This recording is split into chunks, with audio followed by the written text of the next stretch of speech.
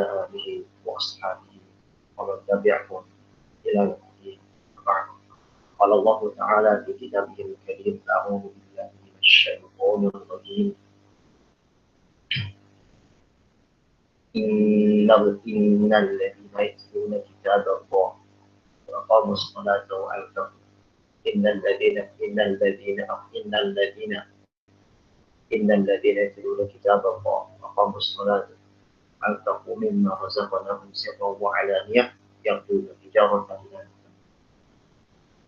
فقال رسول الله صلى الله عليه وسلم: وما اجتمع قوم في بيت من بيوت الله يتلون كتاب الله ويتدارسون بينهم إلا نزلت عليهم السكينة وغشيتهم الرحمة وحفتهم الملائكة وذكرهم الله في من عنده. صدق الله وصدق رسوله ونحن على ذلك الشاهدين. Baik, ikhwah sekalian, kemarin kita telah melalui pembahasan tentang salah satu adab yang mesti diperhatikan dalam Al-Quran. Asar dari Abdullah bin Mas'ud yang dari Hamilul Quran yang rafa bilailihi idzan nasu na'imun. Quran itu dikenal dengan malam, yaitu dia salat malam ketika orang-orang sedang tertidur. Wa binaharihi idzan nasu muftirun, dan juga dengan siangnya jika orang-orang banyak berbuka puasa. Ini rajin sholat malam, rajin puasa sunnah, ya. Wa bihusnihi idzan nasu yafrahun, dan juga kesedihannya ketika orang-orang banyak senang. Wa bibukaihi idzan nasu yadhhakun, dari banyaknya menangis dia karena takut kepada Allah daripada banyak tertawa. Wa bisamtihi idzan nasu yakhurun, dan juga dengan banyak diam ketika orang-orang banyak bersenda gurau, banyak berbicara. Wa bi khusyu'ihi idzan nasu yakhtarun, ketika orang-orang banyak berbuat lalai, berbuat angkuh dan sebagainya. Masya Allah, ini saya baca asar ini itu bagi saya malu. Kalau kita tidak bisa semuanya, minimal kita ambil satu bagian saja. Misal kita lebih kuat di sholat malam, maka dawamkanlah amal tersebut agar nanti kita dapat pintu surga orang-orang yang rajin sholat malam. Atau kita mungkin kuatnya di puasa sunnah, ya, di puasa sunnah, maka istiqomahkanlah dengan puasa sunnah dan amal tersebut. Dan memang selayaknya seorang muslim, ya, bukan hanya hamilul Quran, itu punya amal-amal ideal,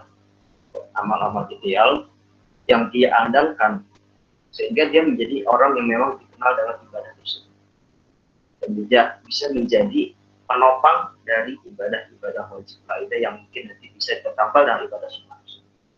Kalau dia seorang ahli sholat, kalau dia sebelum balik atau mungkin setelah balik sempat sholat wajib bolong-bolong, terus ketika sudah mengenal agama, dapat hidayah, atau memperbanyak sholat sunnah, dan dia memang ahli sholat, memperbanyak sholat sunnahnya, maka insya Allah bisa bertambah.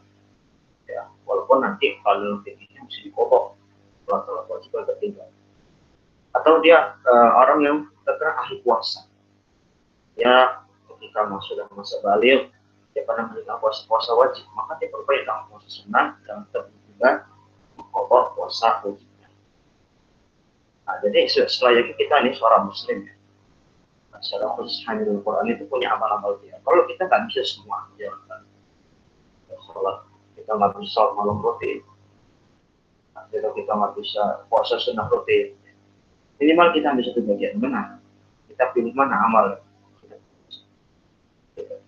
Tapi kalau kita bisa semuanya, kita ahli sholat, kita ahli sholako, kita ahli puasa, itu luar biasa. Seperti siapa? Sayyidina Abu Bakar radhiyallahu anhu. Sayyidina Abu Bakar radhiyallahu anhu, beliau adalah orang yang bisa mengamalkan semua. Jika dipanggil pintu surga, beliau dipanggil oleh semua pintu surga. Pintu surga untuk orang puasa ada Ar-Rayyan, panggilan dari pintu Ar-Rayyan. Dipanggil juga dari pintu jihad, dipanggil juga dari pintunya ahli-ahli sholat. Ya, jadi kita punya amal itu. Makanya pada ikhwan sekalian ya, kita terus beramal. Thalibul ilmi itu nggak cukup banyak hadir majelis ya. Itu sering ikut majelis itu bagus. Menuntut ilmu itu kewajiban dan itu adalah hal yang besar juga. Cuma jangan sampai ya menuntut ilmu itu malah lalai dalam beribadah. Kalau ibadah wajib itu nggak usah ditanya. Maksudnya lalai beribadahnya apa? Lalai ibadah sunnahnya. Jadi jangan thalibul ilmi itu jangan mencukupkan dengan ibadah wajib. Sholat cukup 5 waktu, kemudian bagiannya nggak dijalani, duhanya nggak dijalani, tahajudnya nggak dijalani. Sayang gitu ya, sayang. Atau dia puasa akhir Ramadan, puasa Arafah nggak dijalani, puasa Asyura nggak dijalani, puasa ayam Maulid nggak dijalani, puasa Daud nggak dijalani, Senin Kamis nggak dijalani. Sayang. Ya. Thalibul ilmi itu apa? Dia terkenal dengan ilmu dan amal. Kalau dia sudah tahu ada ibadah-ibadah sunnah, dia betul semangat fastabiqul khairat. Jadi jangan menjadi orang yang minimalis dalam beribadah. Itu jangan menjadi orang yang minimalis. Tapi jadilah orang yang maksimalis. Terus kita beribadah. Bagi masih muda, semumpung kita masih muda, masih punya tenaga, kita bisa gunakan. Nah, dari itu saya memang suka merenung ya tentang kata maksudnya akhlak atau ada akhlak yang hamil Quran yang mencolok menurut saya itu ada masalah malamnya, ada puasanya, ada jaga lisannya. Semoga Allah akan memberikan semua taufik untuk bisa meraih nama Allah. Ya, kalau kemarin kita pasal kemarin kita juga sudah membahas tentang masalah takasub. Takasub itu kita mencari keuntungan dari mengajar Al-Quran. Atau bukan mengajar, dari membaca Al-Quran. Ya, kemarin kita sudah bahas ya, ada 2 sampel. Sampel pertama takasub, yaitu kita cari keuntungan, cari profit. Dari mana? Dari membaca Al-Quran. Baca Al-Quran. Kita membaca Al-Quran itu kita minta jatah atau minta apa dari bacaan Al-Quran itu. Nah, kita sudah bahas bahwa itu tidak boleh. Ya, tidak boleh. Karena Al-Quran tidak bisa disamakan atau ditukar dengan nilai mata uang. Segede apapun mata uang. Ya, karena Al-Quran di atas segala-galanya. Kalau kita menyamakan Al-Quran dengan mata uang yang ada sekarang, kita telah merendahkan Al-Quran secara langsung. Dalilnya dari surah Al-Baqarah 74 yang saya baca, saya sedikit koreksi karena saya agak seleo baca ayatnya. Seharusnya innal ladina yaktumuna ma anzalallahu minal kitab wa yashtaruna bihi thamanan qalila. Sebenarnya orang-orang yang menyembunyikan apa-apa yang telah Allah turunkan, itu Al-Quran, menyembunyikan apa? Kebenaran Al-Quran. Asbabun nuzul memang tentang orang Yahudi. Mereka tahu di Al-Quran, mereka tahu di Taurat, di Injil, akan ada nabi akhir zaman. Dan mereka tidak ingin mempercayai nabi tersebut. Mereka menyembunyikan kebenaran yang ada di dalam kitab suci mereka. Wa yashtaruna bihi thamanan qalila, dan juga apa? Melakukan perniagaan. Menjual ayat-ayat Allah itu dengan harga yang sedikit. Enggak dikala yaquluna fi butunihim illa an-nar. Kalau orang-orang yang tidak makan kecuali makan dari neraka, perut mereka itu diisi dengan neraka, api neraka. Wala yukallimuhumullahu yawmal qiyamah. Allah tidak akan berbicara kepada mereka di hari kiamat. Cuekin sama Allah. Bagaimana kalau kita dicuekin sama Allah? Lapar kan sama Allah. Walahum adzabun alim. Bagi mereka ada. Ini salah satu ayat yang saya jahit. Bahwasanya kita nggak boleh jual belikan ayat-ayat Allah atau Al-Quran. Memperjualbelikan ayat Allah atau Al-Quran itu tidak hanya finansial, tidak berupa materi saja. Kita menukar ayat Allah dengan sesuatu yang rendah dalam dunia, menjadikan ayat Allah untuk membenarkan kemaksiatan, membenarkan kebatilan. Itu termasuk yashtaru nabi kita manam qalil. Ya. Menjadikan ayat-ayat Allah untuk dalil-dalil tertentu untuk kepentingan dunia atau kepentingan diri dia tanpa tafsir dan tanpa pemahaman yang benar, termasuk yashtaru nabi kita manam qalil. Jadi kita jangan sampai kita kalau berdalil dalam Al-Quran dan Sunnah itu kita diam. Kalau kita belum tahu maknanya, kalau kita belum tahu tarjamahnya, belum tahu tafsirnya, kita diam. Ya, daripada kita menggunakan ayat Allah untuk harga yang murah, baik itu secara finansial ataupun secara penerapan. Ya, seperti itu. Jadi intinya kemarin kita bahas tentang masalah apa? Takasur. Jadi kalau kita cari baca Quran itu cari kesenangan dunia, kenikmatan dunia. Ya, itu maka tidak boleh. Dan juga mengambil upah itu dari apa? Dari bacaan. Ini yang. Nah sekarang gimana kalau kita mengambil upah dari mengajarkan Al-Quran? Nah sekarang kita akan bahas masuk ke paragraf berikutnya masih di pasal yang sama. Wa amma akhdhul ujrah. Dapat coba di bawahnya lagi. Oh udah dapat pas ya, PDF betul. Oke, bagus. Oke, ini saya bacakan dulu ya, karena ini agak panjang pembahasan. Mungkin kalau bisa jadi hari ini kita bahasnya doang, karena saya akan bahaskan khilaf-khilaf. Jadi bagaimana tentang pendapat mengambil upah. Ya, ini emang murni fikih ya. Nah, ini bisa disampaikan. Bismillahirrahmanirrahim. Alhamdulillah wassalatu wassalamu ala Rasulillah. Allahumma maghfir lana wa liwalidayna wa limasyayikhina wa li jami'il muslimin wa li a'immatil muslimin. Sanad muttasil ila Imam An-Nawawi anhu qala wa ma akhdhu al-ujrati ala ta'lim al-Qur'an faqad ikhtalafa al-ulama fihi. Dan adapun mengambil upah dari pengajaran Al-Quran, maka para ulama telah berselisih pendapat tentang. Fahakal Imam Abu Sulaiman Al-Khattabi man'a akhdh al-ujrati alaihi an jama'ah min al-ulama min Az-Zuhri wa Abu Hanifah. Pertama, ini yang tercatat ya, nanti ini akan keluar di ujian. Pertama, Al-Imam Abu Sulaiman Al-Khattabi yang menyatakan bahwasanya man'u akhdhil ujrah alaih, dilarang mengambil upah dari ngajar Quran, dari pendapat jama'atun minal ulama, dari sekelompok ulama. Siapa ulama yang melarang? Yaitu Az-Zuhri dan Abu Hanifah. Az-Zuhri dan Abu Hanifah. Abu Hanifah masyhur dengan mazhabnya mazhab Hanafi.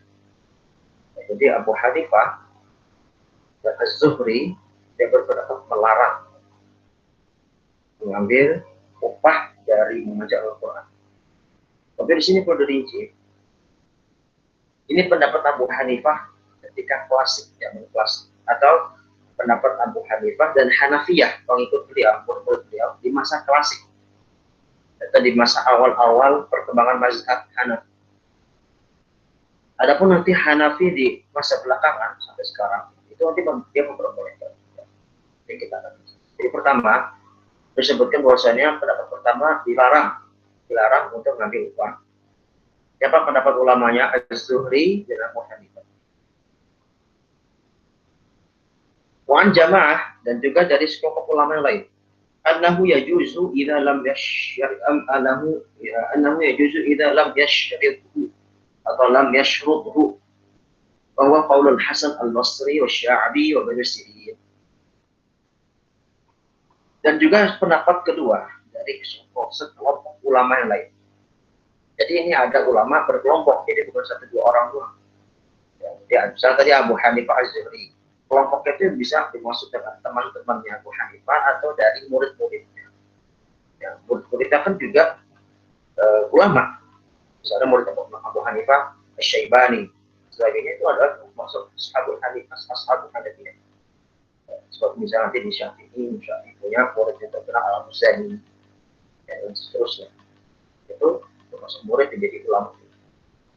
Nah, pendapat kedua mengatakan boleh boleh mengambil upah illam yashrifu atau illam yashrufu, illam yashtarifu atau lam yashtarifu, atau lam yashtarifu. Boleh ngambil upah kalau nggak ada persyaratan akad. Nah, persyaratan akad, nah, ini maksudnya fikih muamalah ya. Saya sebenarnya belum terlalu ahli dalam fikih muamalah, tapi untuk masalah ini saya paham. Ya, jadi kedua, pendapat kedua mengatakan boleh upah kalau tidak ada persyaratan akad.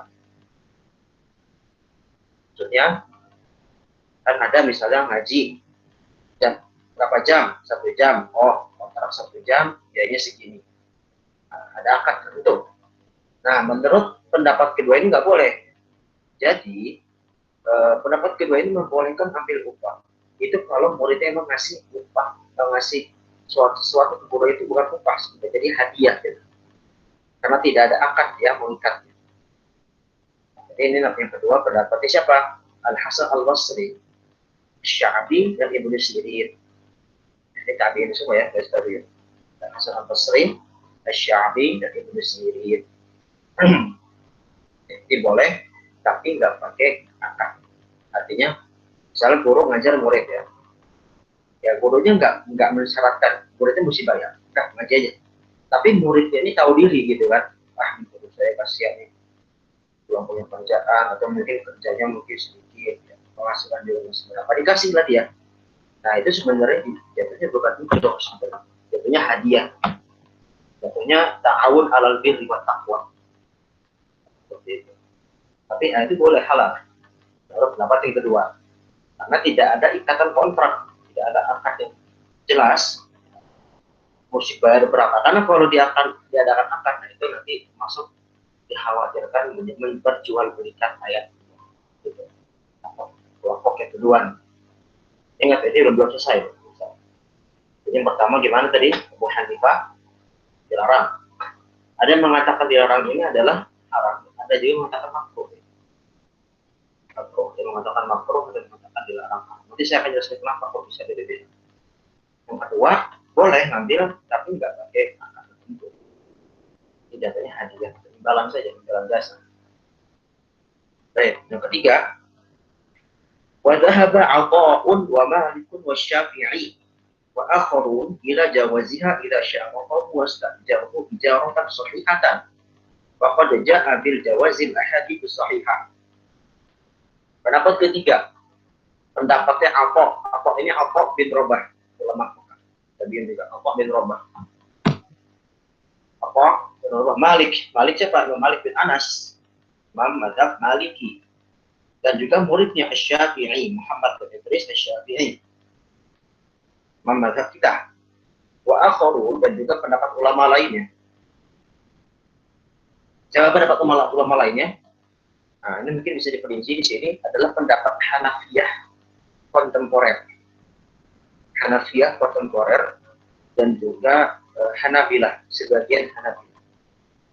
Ya, atau maaf, satu riwayat dari Imam Ahmad. Jadi Imam Ahmad itu punya dua riwayat. Ya, di Hanabilah itu ada yang mengatakan mutlak, ada yang mengatakan haram, kayak Hanafiyah, ada yang mengatakan boleh.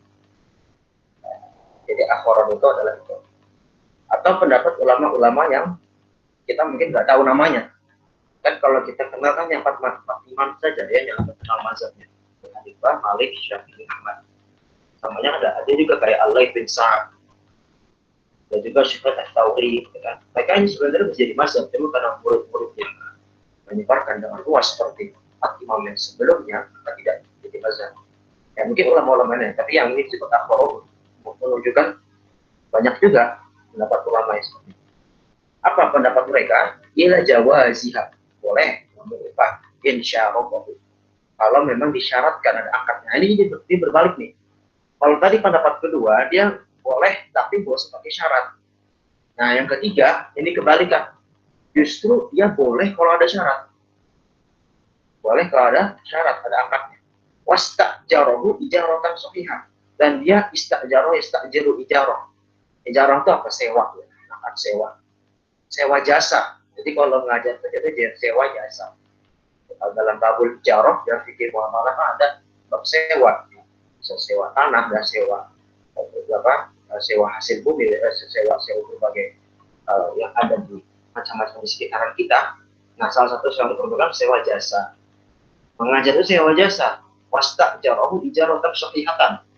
Selama dia memang akadnya akad yang jelas, akad yang benar. Ya, wa qad jaa'a bil jawazil ahadits sahihah. Dan ada tuh hadis-hadis. Di sini pakai al-ahadits jamak, berarti hadisnya banyak, cuma satu. Ada hadis-hadis banyak yang sahih yang membolehkan mengambil upah tersebut. Baik. Nah, sekarang gimana sisi pendalilannya? Kok bisa beda antara yang melarang dan juga yang membolehkan? Gitu kan?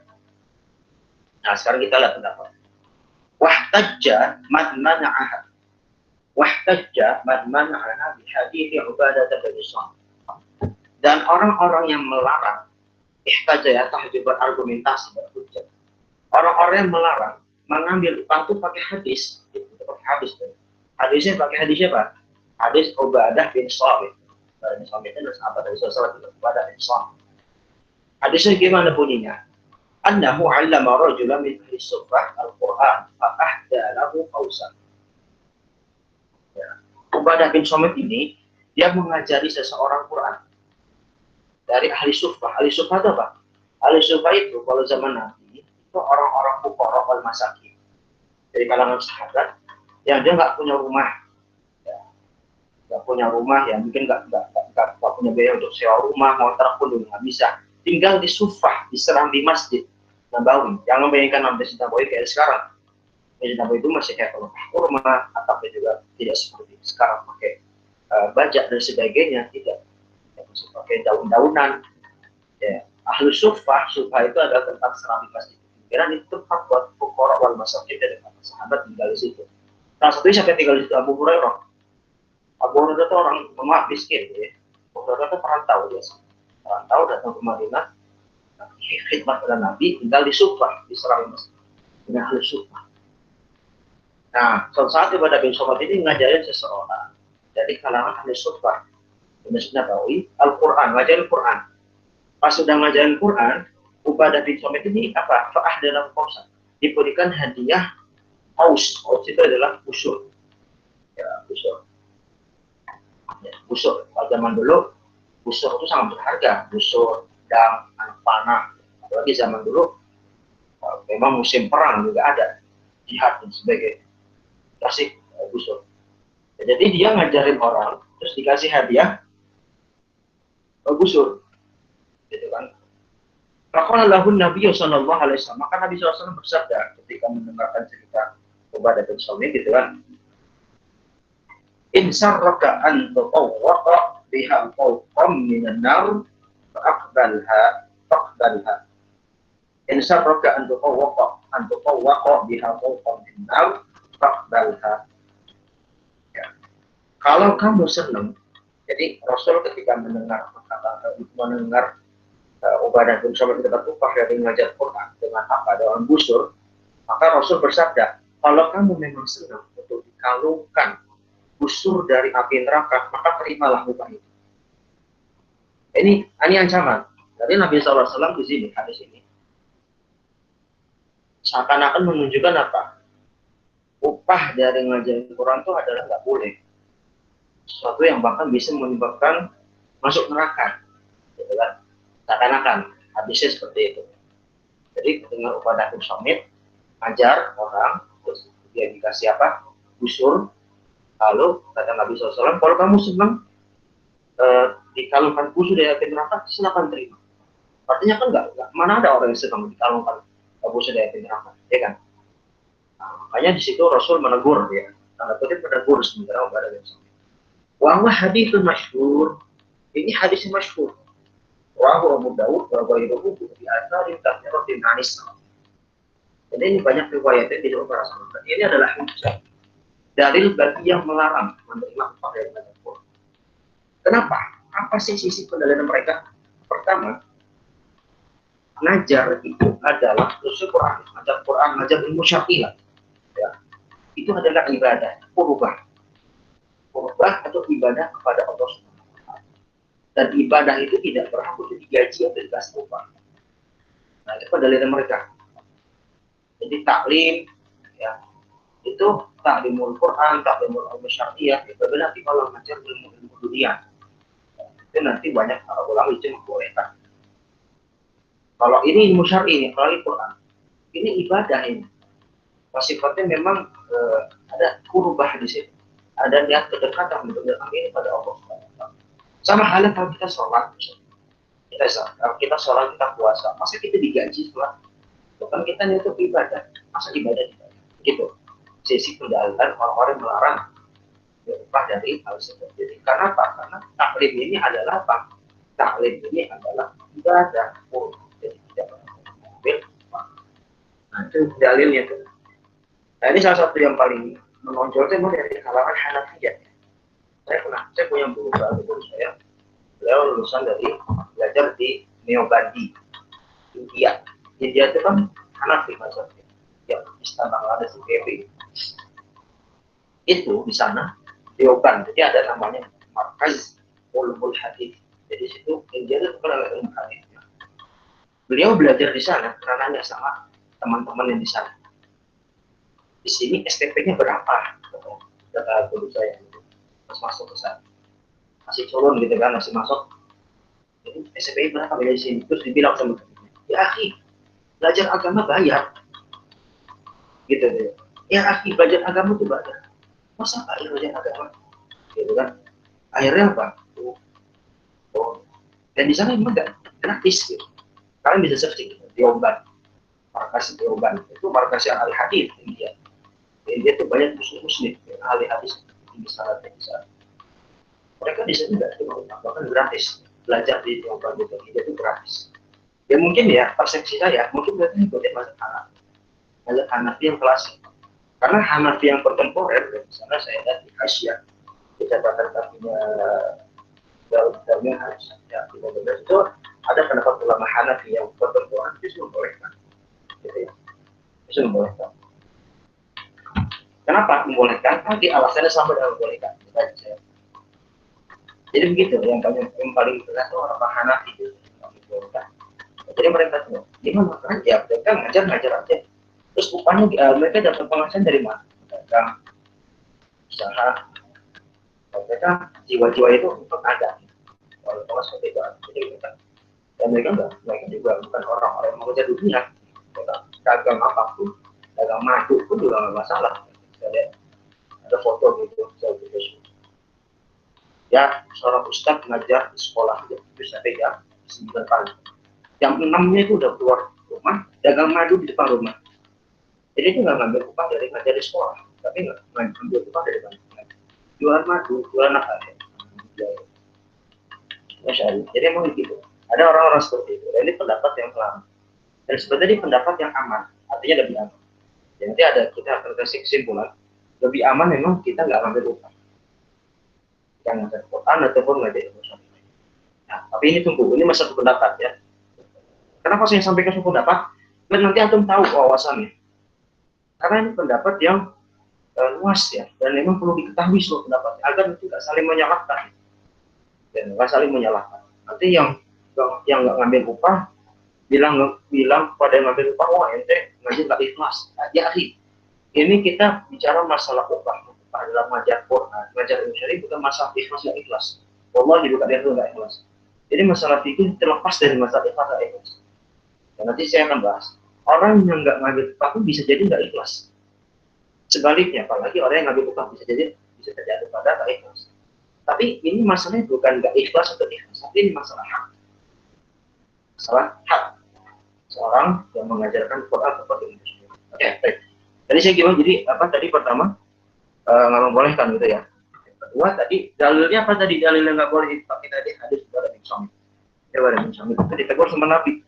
Kalau ente terima upah dari ngajar Quran dengan khusus sudah dipanah, seakan-akan ente pengen apa? Ditaruhin sudah neraka. Nah itu hujah dari yang melarang. Nah sekarang gimana hujah yang membolehkan?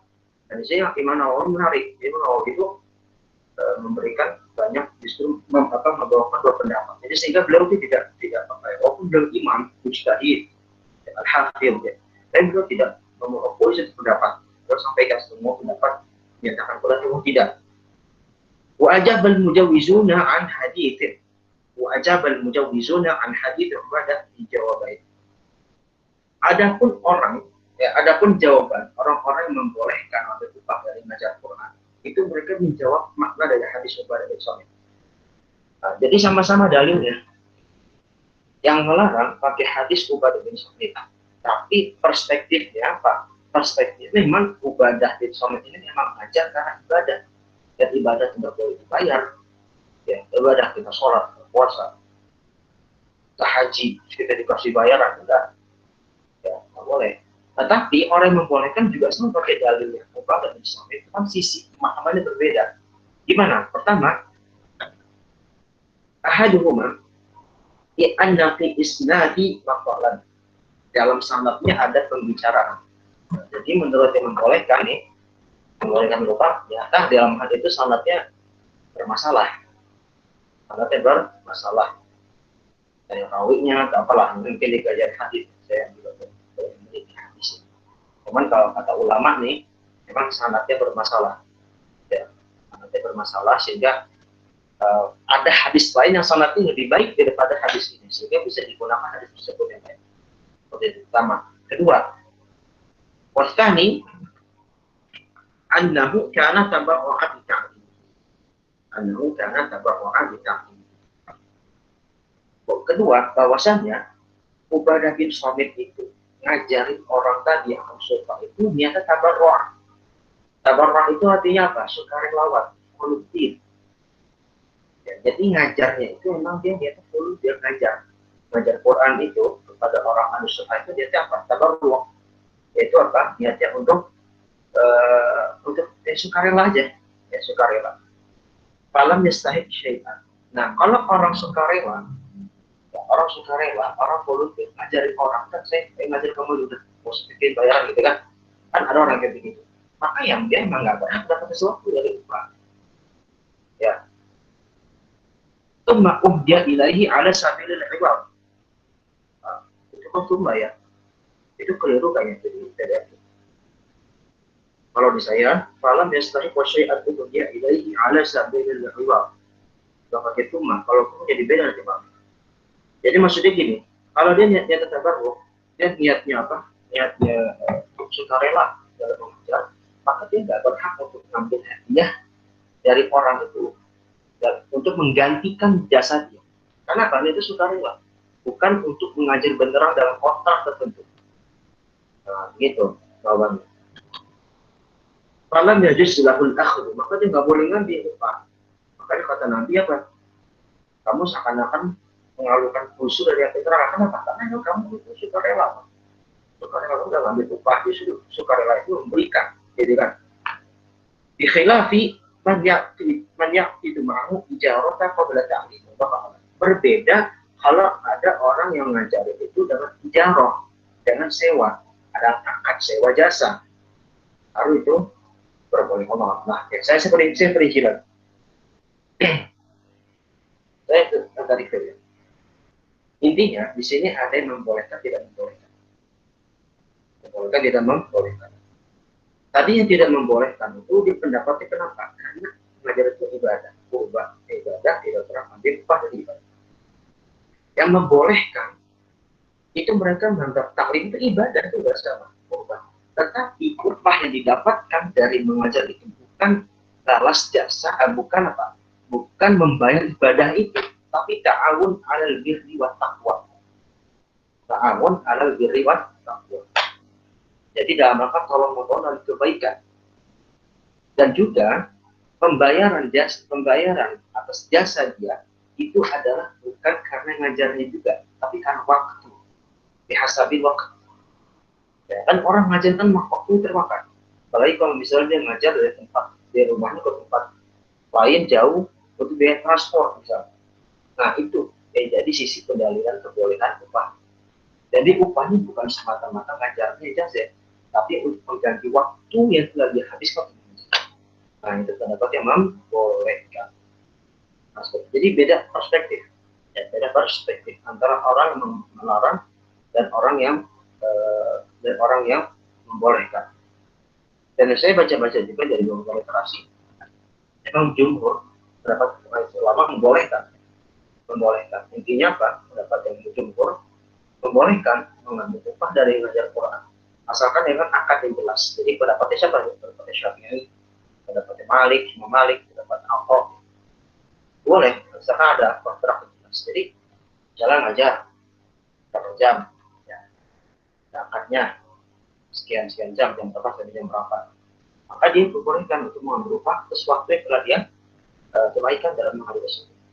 Bukan semata-mata karena ngajarnya, apalagi bacaan Quran ini, bukan. Gitu ya, bukan. Jadi pembayarannya bihasabil waqt, laisa bihasabil qira'ah atau bihasabil ta'lim. Gitu.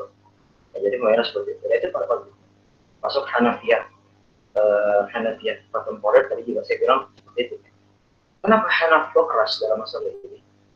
Jadi bilang apa kenapa? Karena memang dulu konteksnya pada zaman dulu berbeda dengan zaman sekarang. Dulu para pengajar Quran, baik dia yang mengajar di suatu universitas atau di sekolahan atau yang mengajarnya dia tidak terikat dengan lembaga atau lainnya, itu memang dibiayai oleh negara dengan Baitul Mal, ya kan? Dulu kan kita ada zaman khilafah Asia, Umayyah, ya kan? Utsmaniyah, ya, masih itu sistem pemerintahan Islam. Ada Baitul Mal itu juga dari umat yang dikelola oleh negara. Salah satu yang dibiayai apa? Para pengajar, para ustaz, para ulama, para qadhi. Ya, jadi biayanya itu nggak langsung dari murid. Nah, yang dikritisi ini kalau misalnya biayanya langsung dari murid. Jadi upahnya saya ngajar antum ya. Antum kan murid saya langsung, terus saya minta upah dari antum. Kan langsung, saya minta langsung. Nah, itu yang dikritisi. Ya, yang dikritisi, yang dipertentangkan. Berbeda kalau zaman dulu memang uangnya bukan dari murid langsung, tapi dari umat. Yang dikelola negara dibagi-bagi, ada jelas susunannya bagaimana itu mau. Mungkin hanya anak ekonomi yang paham ya, seperti itu. Jadi emang berbeda kondisinya. Kalau sekarang ya tidak seperti zaman dulu. Para pengajar tidak ada, itu mau juga tidak ada sekarang. Ya, sehingga diperbolehkan. Karena kemampuan orang itu berbeda-beda. Dulu para pengajar Quran, para ulama itu banyak yang dia bekerja juga. Jadi dia misalnya ngajar kayak Abu Hanifah ya. Kenapa Abu Hanifah mengharamkan, memakruhkan atau mengharamkan ambil upah dari ngajar? Karena Abu Hanifah itu pengusaha sukses. Abu Hanifah pengusaha sukses. Jadi beliau itu masuk orang yang punya Allah kasih keahlian lebih. Jadi beliau punya ilmu agama yang kuat, ahli fikih, ahli hadis ya. Dan juga dikasih kemampuan dia jiwa entrepreneur juga mantap. Abu Hanifah itu pengusaha sukses, orang kaya dia, ulama yang kaya, Abu Hanifah. Bahkan murid-muridnya itu digaji sama Abu Hanifah. Jadi Abu Hanifah itu justru gak minta upah dari muridnya karena udah kaya dia, beragam, sukses pada zaman. Justru murid-muridnya yang kesusahan, ya, murid-muridnya yang safar di tempat satu ke tempat lain datang ke beliau digaji, dari mau bayar. Gitu. Nah itu mungkin pendapat dia bisa satu sisi, pada sisi lain dari kenapa kok bisa begitu. Jadi memang karena banyak para ulama kan punya Abu Hanifah. Ada misalnya salah satu imam Qiraah Hamzah Az-Zayyah. Hamzah itu apa? Dia jual minyak zaitun, beragam minyak zaitun. Banyak para ulama dulu dia mengajar jadi ulama, jadi pedagang juga, gitu kan. Nah, ada itu banyak. Kenapa? Karena dulu memang umat itu kirah ilmu itu luar biasa. Jadi ulama itu banyak, gitu. Ulama itu banyak. Nah sekarang zaman itu berbeda, zaman berbeda sekarang. Kirah umat pada agama makin berkurang. Ditambah kemampuan orang sekarang juga berkurang. Ada orang yang memang fokus pada pendidikan saja, tapi dia nggak dikasih jiwa entrepreneur. Dia nggak bisa, mungkin nggak terlalu ahli dalam bisnis dan sebagainya. Atau sebaliknya, ada orang yang ahli bisnis, ahli berdagang, ahli usaha, cuma dia nggak ahli agama, jadi nggak jadi ulama. Nah, sekarang kan berbeda. Ditambah kalau misalnya seorang ustadz pada zaman sekarang, ustadz dan para pengajar disibukkan dengan berniaga, nanti umat malah akan terlantar. Ya, jadi nggak ada yang ngajar lagi. Kalau dia ngajar juga tidak maksimal, maka memang mesti ada orang-orang sekarang fokus saja pada bidang dakwah. Nah, makanya sekarang ustadz jadi profesi, ya walaupun memang ada yang mengkritis. Tapi ya itu memang hakikat sekarang seperti itu. Ya, berbeda dengan kondisi zaman dahulu, memang fasilitas para pendakwah itu, memang para pendakwah dan umat itu saling bersinergi, gitu kan. Sekarang kan berbeda. Nah, jadi itu sisi lainnya dari pendapat masalah. Intinya apa? Intinya, ini juga pendapat yang saya pilih. Gitu. Intinya, selama ngajar itu ada ikatan kontrak yang jelas, akad yang jelas itu diperbolehkan. Upahnya itu berdasarkan waktu, bukan berdasarkan bacaan Qurannya itu harus sekedar takrif di waktu. Karena waktu kan termakan 1 jam, 2 jam ya kan. Ngajar itu kan juga sebentar ya. Atau misalnya ngajar cuma setengah jam pun itu kan waktu termakan. Berantem mengenai waktu itu transport itu diperbolehkan. Jadi pendapat jumhur ya, pendapat jumhur Syafi'i, Malik, ya. Hambali dan sebagian pendapatnya. Hambali sendiri, yang saya tahu Imam Hambali juga ikut Imam Hanifah sebenarnya awal. Jadi awalnya Hambali itu juga ada pendapat yang melarang ya. Cuman saya pernah mengaji kitab Zadul Mustaq ini, Zadul Mustaq itu kitab fikihnya Hambali, habis sujudnya Hambali. Misalnya Hambali Zadul Mustaq ini, syarah mungkin Zadul Mustaq ini, yang disyarah oleh Syekh Muhammad bin Al-Utsaimin. Jadi Syekh Utsaimin itu kan praktik zaman, ahli fikih zaman sekarang. Dan itu beliau mustahil karena banyak pendapat beliau Syekh Utsaimin ini yang bertentangan dengan pendapat Hambali sendiri. Kalau di Hambali sendiri yang saya ingat, itu nggak boleh berubah jadi ngajak. Tapi Syekh Utsaimin mengatakan yang rajih kata beliau adalah jadi intinya lebih banyak membolehkan daripada yang melarang. Karena kondisi tuntutan zaman sekarang berbeda dengan zaman dahulu. Zaman dahulu, insya Allah ulama banyak berdagang, banyak bisnis. Nah sekarang pun ada kayak begitu bisa ada enggak ulama yang dia ahli ilmu dan juga dia juga berdagang ada dua itu tidak banyak. Ada orang yang mau dia karena bertahun-tahun mondok, bertahun-tahun belajar agama, fisik agama sampai dia punya basic belajar lain. Dia hanya bisa mengajar di tempat lain. Bantu umat bersinergi untuk umat dalam bidang pendidikan itu adalah hal yang bagus. Ya, seperti itu. Jadi berbeda zaman. Dan juga pembayarannya atas masalah waktu. Contohnya siapa? Misalnya kalau untuk mengikuti ini kayak misalnya sekarang kualitas salam. Gitu. Beliau ahli ilmu, punya bisnis juga. Nah, nanti ini ada perincian. Kalau misalnya ada seorang pengajar yang dia punya usaha, maka lebih afdol dia nggak upah dari gaji. Lebih afdol, nggak haram ya, tapi afdol. Afdolnya dia mengambil upah dari ngajar. Ada pendapat tambahan, ya, maupun secara hukum asal boleh. Tapi kalau dia punya usaha, dia punya kerjaan, ya, maka dia lebih afdol mengambil upah dari ngajar untuk menghindari khilaf ulama. Kenapa? Allah kasih dia kelebihan dagang, Allah kasih kelebihan dia berbisnis, dapat keuntungan cukuplah untuk dunia dia, untuk keluarga dia. Maka kalau dia bisa menahan dia dari ngambil upah yang wajar, maka nggak usah. Itu lebih asal. Tapi kalau dia hanya ahli pendidikan, hanya bisa ngajar, dia sudah ambil nggak masalah. Ya itu untuk mencukupi diri, bukan untuk takasub, ya beda. Kalau untuk ambil ujroh untuk hanya sebatas menangani kehidupan dia. Ya, untuk mencukupi kebutuhan sehari itu nggak mesti. Kalau untuk takasub, kalau misalnya nggak dibayar, nanti dia nggak mau ajar misalnya ya untuk cari keuntungan aja, profit, akan dijadikan sebagai bisnis, itu juga nggak boleh juga. Matok tarif misalnya, bagaimana kalau hukum matok tarif? Matok tarif itu nggak seluruhnya positif, ya coba seluruh tidak tergantung.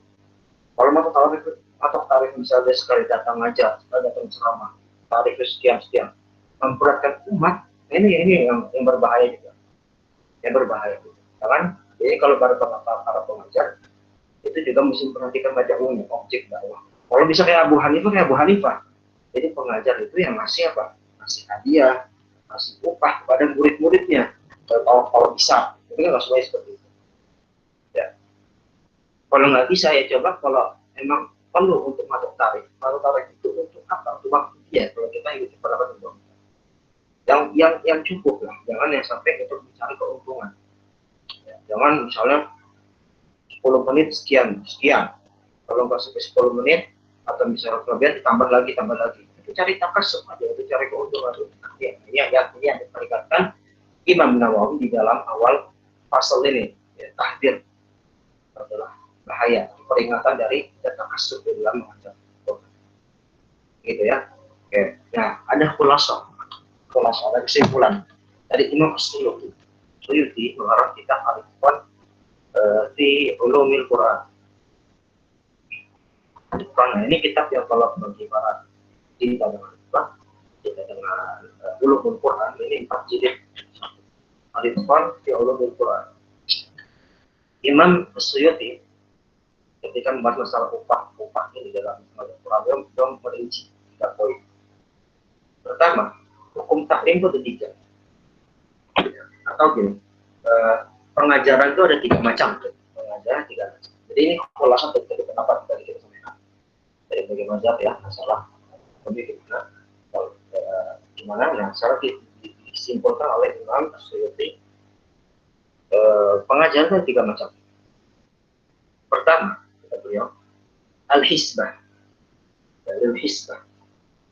Yaitu mengajar itu dalam rangka untuk zakat ilmu.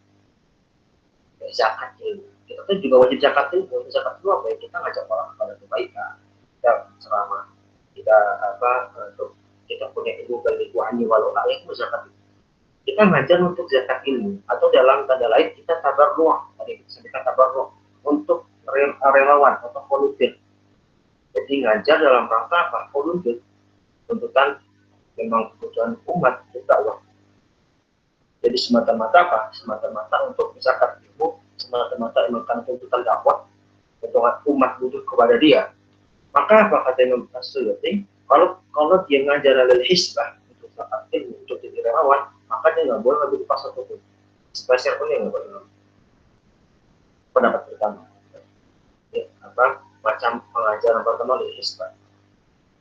Nggak boleh ngambil kalau dia untuk ngajaran karena tak volunteer. Karena volunteer, karena dia memang dakwah, karena memang zakat ilmu, ya. Pokoknya lillahi ta'ala lah, gitu kan. Ini nggak boleh ngambil. Yang kedua, dia ngajar itu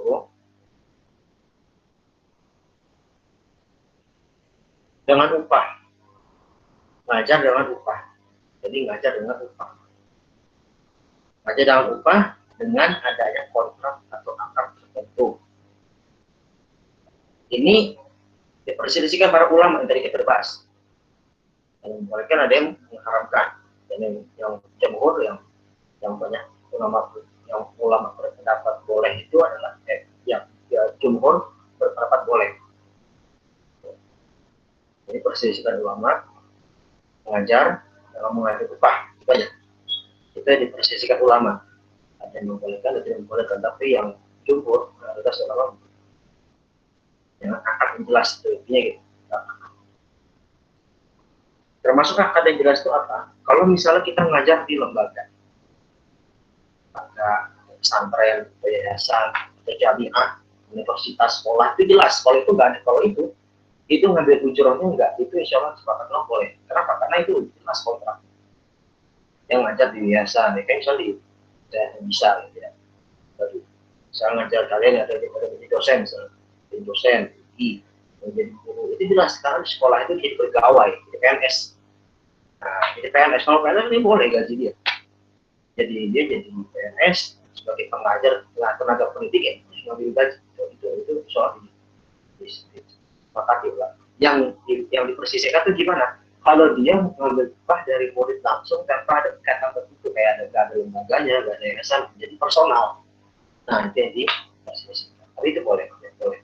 Yang penting akadnya jelas. Akadnya misalnya karena untuk waktunya. Misalnya dia kalau ngaji 1 jam sekian, jadi ada akad. Jadi kalau misalnya ngaji, misalnya contoh ya, saya talaki pada seorang guru. Terus talaki 1 bulan 4 kali pertemuan, ya sekian. Itu akadnya jelas, ya. Akadnya karena waktu, jadi inti biaya itu karena waktu. 4 kali, 1 kali, 1 jam. Itu adalah waktu. Bukan karena pengajaran atau lagi baca Quran, bukan. Ya, itu akad. Jadi inti akadnya jelas. Nah, itu yang kedua. Yang pertama tadi karena hisbah, zakat itu untuk volunteer, nggak boleh ngambil upah. Seperti siapa tadi, Ubadah bin Samit. Ya, Ubadah bin Samit tadi kan dia ngajaran karena kalau menurut tafsir ya, orang-orang yang membolehkan ngambil upah itu Ubadah bin Samit itu mengajar volunteer dia. Ya, volunteer, maka dia ngambil upah. Dan yang kedua mengajar dengan ngambil upah. Itu persiskan ulama, tapi yang kuat, yang bukan yang kuat, yang dipilih mayoritas ulama, jumhur ulama. Yang ketiga adalah dia ngajar tanpa syarat. Maksudnya gimana? Dia ngajar tanpa syarat. Ya, dia ngajar kalau dikasih alhamdulillah, nggak dikasih juga nggak apa-apa. Gitu ya. Jadi dia tanpa syarat tertentu. Nah, ini yang mungkin tadi yang pendapat Hasan Al-Basri. Dia ngajar tapi nggak ada ikatan akad tertentu. Jadi dikasih alhamdulillah, dan dikasih juga ya udah. Nah kalau ini jelas boleh, jelas boleh, jelas boleh. Nah gimana? Mau pilih mana? Boleh boleh semuanya. Kalau yang pertama, kalau al-hisbah itu adalah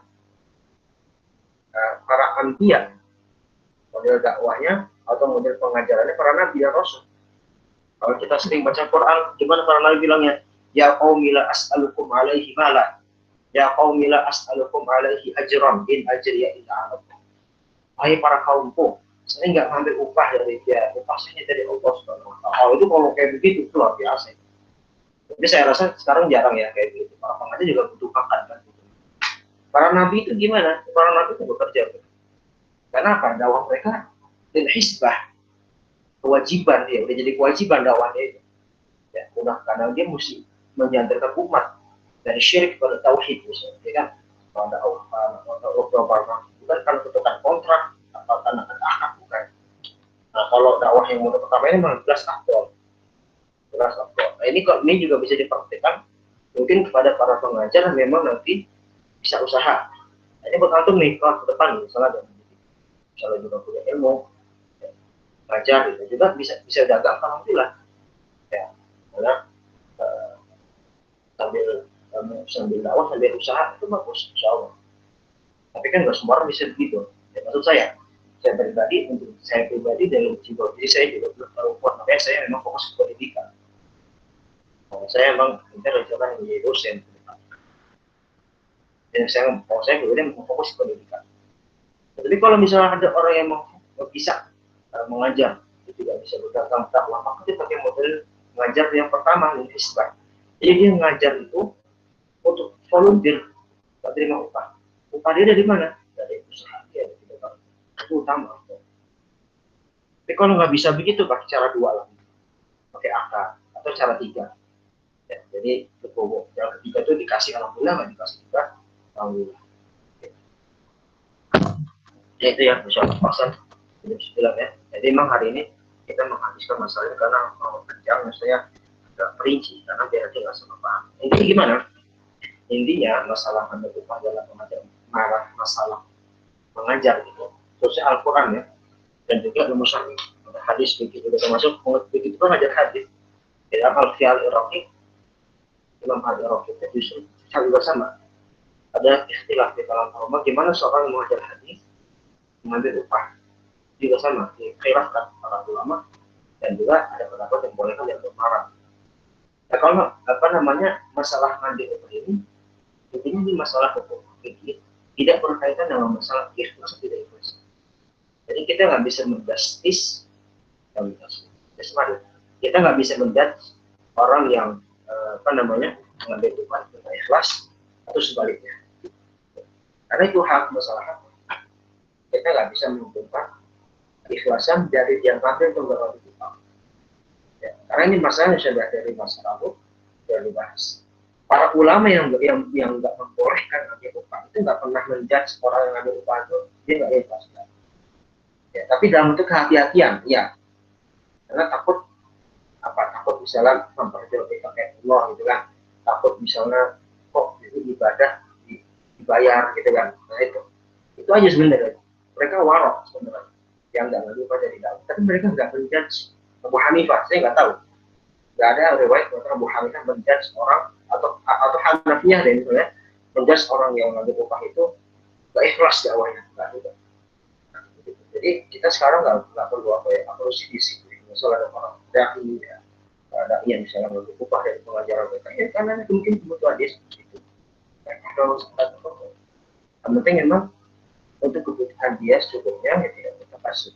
Oke, karena memang kalau kita fokus dengan dunia dakwah untuk pendidikan itu jadi orang kaya yang untuk pendidikan dakwah itu jangan harapin kalau mau kaya jadi pengusaha jadi pedagang itu luar biasa. Tapi kalau jadi pendidikan ya dosen jadi itu memang ya secukupnya gitu. Karena memang kita di situ ada ibadah ngajar itu. Tapi kalau ngajar ya dia bisa seperti itu. Malam mungkin itu yang saya sampaikan. Mungkin kita sedang diskusi ya. Diskusi silakan.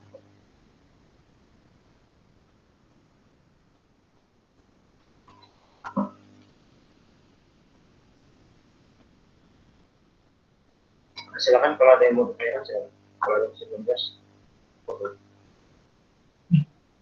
Assalamualaikum Ustaz. Waalaikumsalam warahmatullahi wabarakatuh. Ya Ustaz, ada yang mau saya tanyakan terkait tadi kan ada yang sudah dikontrak sebagainya. Gimana kalau apa pengajar itu kayak memasang tarif tapi yang kayak fantastis gitu, kadang-kadang jadi omongan orang gitu Ustaz. Ini kok apa namanya eh, ngajar tapi pasang tarifnya mahal banget gitu. Itu gimana Ustaz? Ya, tadi seperti saya sudah sampaikan. Ya. Ya, tadi kalau saya bilang, jadi kalau misalnya kita, secara hukum boleh aja ambil panas tadi. Cuman ini tipe para daki, para daki sebagai konten pribadi juga. Kalau memang perlu pasang tarif, ya. Betul, jangan menyulitkan umat. Ada cerita, ada salah seorang ustaz, satu yang saya seleb, gitu kan, nama. Dia diundang suatu tempat, tanya, mau ceramah berapa lama? 10 menit, 10 menit sekian. Ya kan? Atau misalnya, bukan, dia tanya, berapa tarifnya? Sekian, kalau tadi cuma 10 menit. Jadi dia hanya untuk, dia karena, dia langsung tanya tarif. Gitu. Bukan nanya apa yang didakwahkan, apa yang dibutuhkan. Harus itu dulu. Ya, jadi para dai, nanti akan berpanjang ya, kita semua lah. Kita berdakwah, tetap kita mesti pasang pada ikhlas kepada Allah Subhanahu. Masalah upah kan hak kita betul. Cuma jangan sampai nah, kayak tadi itu dia langsung nanya berapa tarifnya sekian, oh udah berarti cuma 10 menit ya, 10 menit sponsor bila padahal umat kalau cuma 10 menit ngapain ya 10 menit mah kultum bukan ceramah padahal umat itu butuh dia ceramah ya kan butuh siraman rohani ya kan yang panjang kalau 10 menit mah kultum kalau TK anak SD pun kalau bisa ya kan ada saya bisa ya, jadi memang buat ini nasihat kepada kita semua bagi saya juga kalau emang perlu pasang tarif, emang ini juga nanti diposisikan, oleh masang tarif. Ya kalau emang ada kebutuhan dia untuk sekedar transport itu boleh, tapi untuk masalah waktu dia dan sebagainya. Tapi kalau sampai fantastik, sampai sekali, sampai dia yang menjadikan itu sebagai tolak ukur dia, dakwahnya ya, jadi kita mesti benar-benar menjaga hati kita. Gitu ya. Di samping nanti kita juga hati-hati juga menjudge orang itu nggak ikhlas. Nah, jadi kita mesti proporsional. Seperti itu. Ya, jadi bagi para dai kalau memang perlu pasang tarif untuk atau misalnya untuk berdakwah ya kita mesti jaga lihat nanti itu dakwah dahulukan apa umat butuh apa umat butuh baca Quran itu ngerti tafsir oke tafsir dulu masalah upah nanti Allah yang pasti ya kan nggak usah takut miskin ya Allah udah tentukan kita semiskin-miskinnya kita masih bisa dikasih nafas semiskin-miskinnya kita Allah masih kita kedua mata semiskin-miskinnya kita masih bisa hidup gitu kan akan pun kadang-kadang bisa dapat rezeki dari mana bisa takut jadi tetap kita mesti mendahulukan apa yang kebutuhan umum jangan langsung tanya berapa tarifnya oh segitu aja segitu kira-kira ya segitu jadi ini bisnis nah ya gitu ya jadi ini itu kalau itu masuk untuk produk jadi kalau imam mesti tetap memperhatikan masalah dakwah apa itu sembari juga boleh dia mengambil hak dia karena itu menjaga wibawa makanya ya kayak gini makanya apa namanya kalau mau aman ya jadi pengajar ini pengajar di lembaga yayasan di sekolahan memang ada akad kontrak yang jelas kalau tadi kan misalnya baik cuma ustaz undang-undangan dakwah akbar tablik akbar kan sebenarnya nggak ada ikatan yang kuat ya nggak ada ikatan kuat yang jelas artinya itu hanya sesekali datang beda kalau pengajar di sekolah di yayasan pesantren dia ngajar secara rutin itu yang lebih berhak dapat upah karena akadnya jelas dia yang ngajar berapa tahun ngajar berapa kali suatu kalau tablik akbar kadang-kadang temanya juga nggak tematik nggak intensif ya. Waktu juga kadang-kadang bisa kurang nah, makanya sebenarnya kalau menjadi pengajar apa itu nanti jadi pengajar berada pada akadnya jelas Allah alam begitu ya. Tapi kalau untuk murid ya, jadi itu nasihat kepada ini ya para guru nanti kalau menjadi guru nih jadi guru ya kita mesti jaga wibawa kita jangan juga jangan jadi orang yang minta-minta gitu kan tapi para seperti harus tahu diri, gitu, tahu diri. Guru datang ke dari jauh, misalnya kita ngundang ustadz dari Sumatera, misalnya, dari Sulawesi, ilmu, ya, betul. Dia mesti lebih tinggi, gitu. Boleh begitu adatnya, kan kita ada bahas adat itu ya. Kalau guru mesti menjaga diri dia, ikhlas dia, atau dia, penghormatan dia.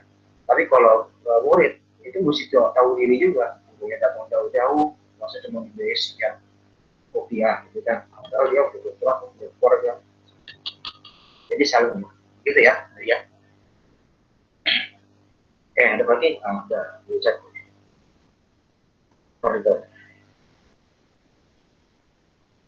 Untuk pendapat kedua dan ketiga, pakai perspektif dari dua hal tadi kan, ya. Nah, jadi kalau tadi yang dari Imam Suyuti ya, Imam Suyuti tadi pakai Imam Suyuti kan al-hisbah, yang kedua mengajar dengan upah, yang ketiga mengajar. Kalau yang ketiga itu malam, saya dalilnya apa? Saya hanya mengutip dari Al-Quran, ya, jadi dia di situ yang ketiga itu kan apa namanya? Dia ngajar tapi dia nggak mengharap, dia nggak apa namanya, ya ngajar tapi dia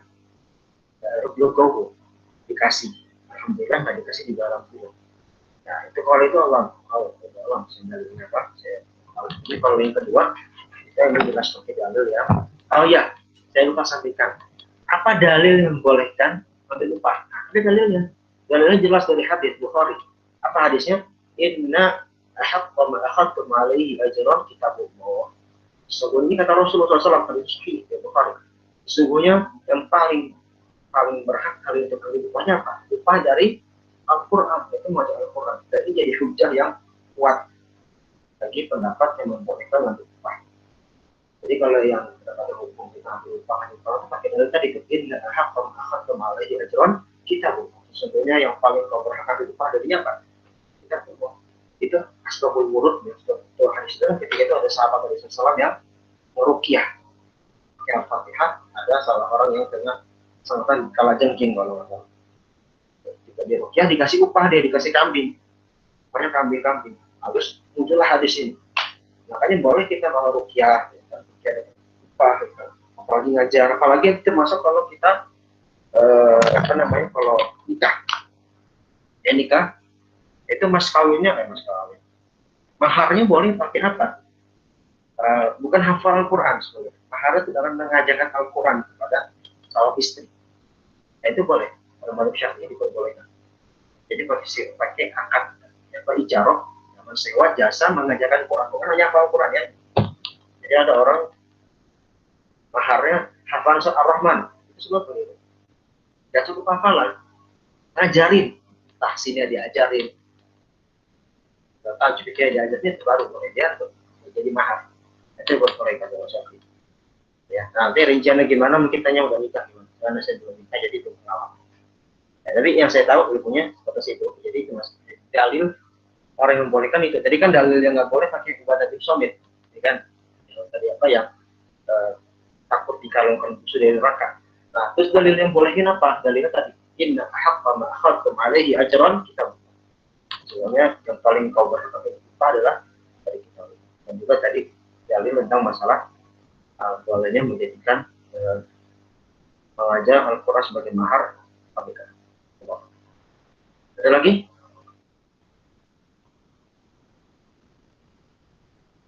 Oke, jelas semua? Itu tidak jelas semua. Jelas Ustaz. Ya, alhamdulillah.